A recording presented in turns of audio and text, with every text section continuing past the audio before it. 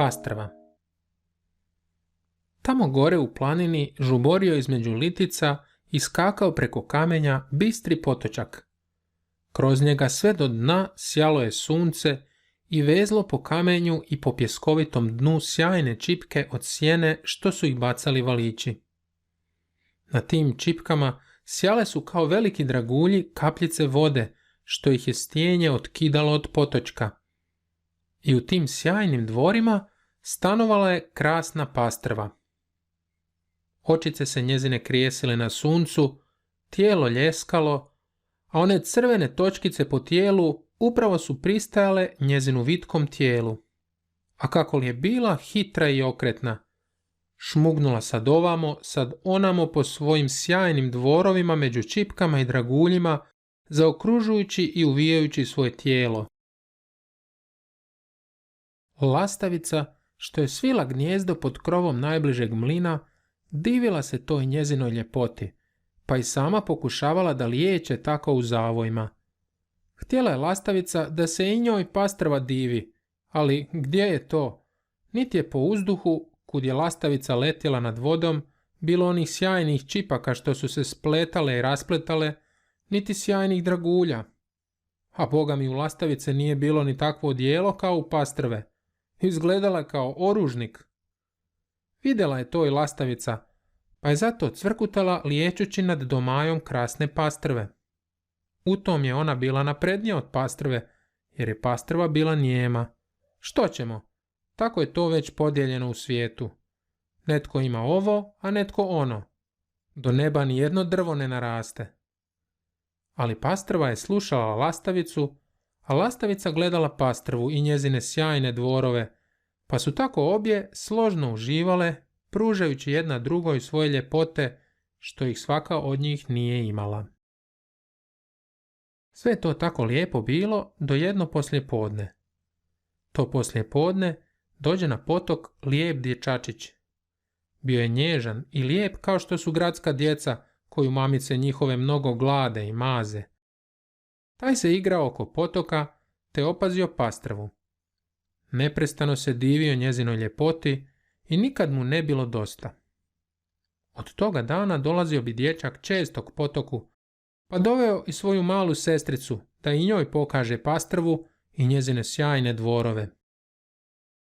Djeca su pružala ruke za ribicom, govorila joj nježne riječi, dobacivala hrane i ribica se s njima igrala. Uvijek ih je čekala na tom mjestu i dok bi se djeca pokazala, doplivala bi ribica tik na površinu i pogledala dječicu svojim bljeskavim okom. Pastrva je zavoljela djecu, pa zanemarila svoju lastavicu i lastavica je sve rijeđe i rijeđe dolazila nad vodu, dok se posve ne odbi.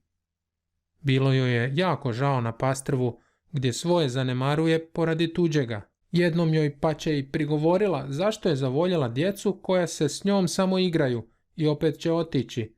No Pastrva je odbi. Tebi je, reče Pastrva, žao što djeca vole mene jer sam lijepa, pa su me zavoljela više nego tebe. Tebi je žao što tako odlični gosti iz grada za mene više mare nego za tebe. Nije to meni žao, odgovori lastavica, nego nešto posve drugo. Evo gledaj, ti nemaš mojeg pjevanja, a ja nemam tvoje igre i ljepote. A ti si djeci samo igračka. Oni te hoće da ulove i da te iz vode izvuku, kao i seoska djeca koja se nabacuju kamenjem za tobom. Što imaš od te djece? Ništa. Imam, reče Pastrva. Oni su mene odabrali i odlikovali. Oni se sa mnom igraju. Možda je to komu žao, ali ja nijesam kriva. I ona malo nakrenu glavu, mahne ponosno repom, pa zađe u svoje skrivene dvore pod liticu. Samo da se oslobodim te dosadne brbljavice, reče ona napoglasno, ali tako da je mogla čuti i lastavica. U to upravo dođoše i djeca, a lastavica, nešto uvrijeđena, a nešto žalosna, ode pod svoj krov i odluči da se nikad više neće približiti Pastrvinim dvorima. Djeca dođoše k potoku i kad nijesu odmah opazili Pastrvu, počeše dozivati da bi se rado s njom pozdravili, budući da je došao dan rastanka. Pastrvu nešto zazebe oko srca kad je čula govor o rastanku i ona se požuri k djeci. Primaće im se posvema blizu, pa pusti da djeca dođu rukom tik do njezina tijela. Pružila je i previjela se ispred njih da se ljeskala u suncu u najljepšim šarama i sve htjela tim ljepotama da primami djecu k sebi. Ali nije uspjela. Djeca su govorila o svom odlasku i o tom kako bi lijepo bilo da i pastrva pođe dolje u ravnicu, kako bi joj se tamo divili mnogi ljudi koji se šeću po obali rijeke. Kako je ta obala ravna i uzidana, a na dnu rijeke neki mulj, pa bi ribica mogla krasno da plovi, i kako tamo po rijeci pliva hrane u izobilju, a tu u tom brdskom kraju mora da se muči i prebija po kamenju dok što ulovi. Sve oni tako govorili, a onda se prignuše još jednom pa odoše, a pastrva ostala sama. I djece više nije bilo. Lastavica prođe kad tad kao slučajno pokraj pastrvinih dvora. Čekala je, misleći da će opet zovnuti pastrva, pa nije znala što bi je više veselilo, da li pastrvino poniženje ili nužda da nju opet treba. O pređašnjoj ljubavi naravno nije bilo govora, no pastrva se nije usudila pogledati lastavicu i dati joj znak da bi je sada slušala i s njom se zabavljala. Bojala se preziranja i poruge. Najvoljela bi ona upitati gdje su djeca, gdje je ta rijeka s obzidanim obalama i mekim muljem na dnu. Tako je nju vukla želja. Lastavica je nabrzo dočula za razgovor djetinji s pastrvom, te doznala što ribu muči, pa jedno jutro doleti k pastrvi i stane s njom razgovarati. Ti, veli joj ona, nijesi dobro po sebe smislila. Tamo bi tebi bilo ružno, jer... Lastavica htjede još da govori, no pastrva nestrpljivo mahnu repom i ode. Mislila je ona da to lastavica govori samo poradi sebe i onda još s većom željom zaželi da ide tamo u grad, u tu rijeku i da potraži svoju djecu. Kad sam lastavici toliko vrijedna, bit ću valjda i onima u gradu, mislila pastrva, a niti jednom da bi se upitala što su oni njoj vrijedni. Zaboravila je posve za pjev lastavice i da je lastavica njoj pjevala. Sirotu zanijelo nekakvo gospodstvo, što li? I tako, željkujući, propitkivala pastrva za put, pa kad je sve točno doznala, krene niz svoj potok.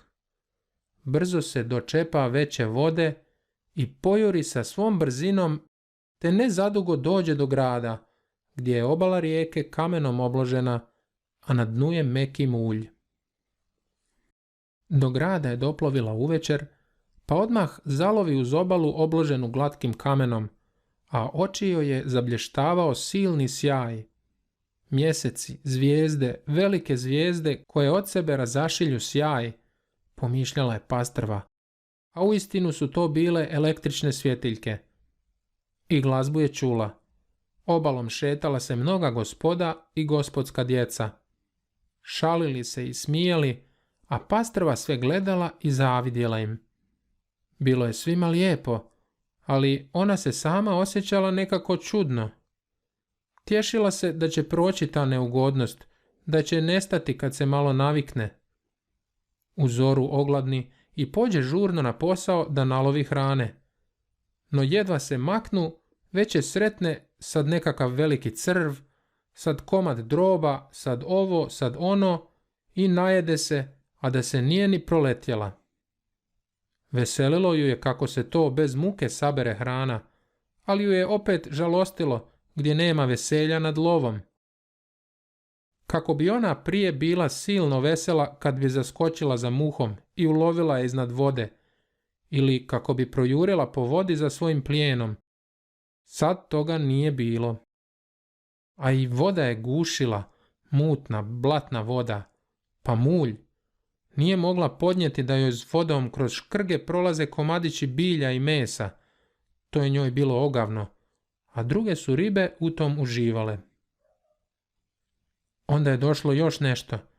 Jednom se ona primakla blizu obale, ne bi li je kako ugledala djeca koju je tako zavoljela. I zbilja ih ona opazi. Sva sretna počne se bacakati, samo da je djeca opaze i da ih razveseli. Pa zbilja je djeca opaze.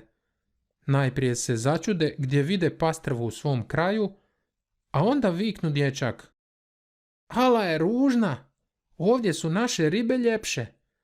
Kud je ta mala luda zalutala iz svoga siromašnog potoka?" Pastrva se bolje pogleda i opazi da je uistinu potamnjela i da je sva kao blatna. I ljepotu je svoju dakle izgubila. Ona pojuri za djecom koja su odmicala, ali djeca za nju nijesu više marila.